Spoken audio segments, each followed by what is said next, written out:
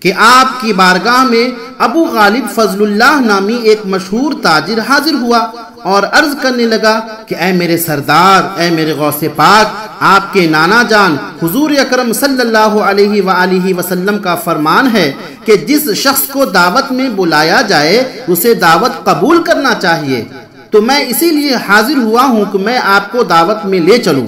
آپ رحمت اللہ علیہ میرے گھر دعوت پر ضرور تشریف لائیں۔ سرکار غوث پاک نے فرمایا اگر مجھے اجازت ملی تو میں ضرور آؤں گا، میں مراقبے میں جا کر اس کی اجازت طلب کروں گا۔ پھر کچھ دیر کے بعد آپ نے مراقبہ کرنے کے بعد فرمایا کہ ہاں میں تمہارے یہاں دعوت میں آ جاؤں گا۔ چنانچہ سرکار غوث پاک اپنے خچر پر سوار ہوئے اور شیخ علی بن حیتی نے خچر کی دائیں رکاب پکڑی اور میں نے بائیں رکاب تھامی اور اس کے گھر کی طرف چل دیے۔ جب ہم وہاں پہنچے تو دیکھا کہ بغداد کے مشائخ اور علماء اور معززین پہلے ہی وہاں موجود ہیں۔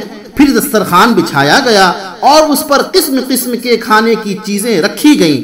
نیز دو آدمی ایک بڑا صندوق بھی اٹھا کر لائے جو کہ صندوق بند تھا۔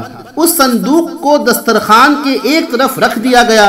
پھر میزبان ابو غالب نے کھانا شروع کرنے کی اجازت دی، مگر اس وقت سرکار غوث پاک مراقبے میں تھے، لہٰذا نہ آپ نے خود کھانا شروع کیا اور نہ ہی آپ نے کسی کو کھانا کھانے کی اجازت دی۔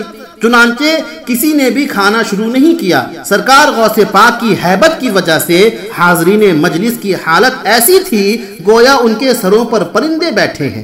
پھر سرکار غوث پاک نے میری اور شیخ علی بن حیتی کی طرف اشارہ کیا اور ارشاد فرمایا کہ وہ صندوق اٹھا لائیے اور اسے کھولیے۔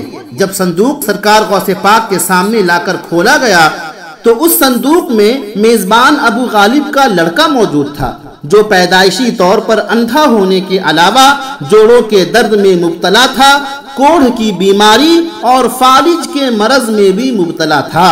غوث پاک نے اس سے فرمایا قم باذن اللہ، یعنی اللہ کے حکم سے کھڑا ہو جا۔ بس اس حکم کی دیر تھی کہ لڑکا نہ صرف دوڑنے لگا اور اس کی بینائی لوٹ آئی بلکہ وہ ایسا تندرست ہو گیا گویا وہ کسی بیماری میں مبتلا ہی نہ تھا۔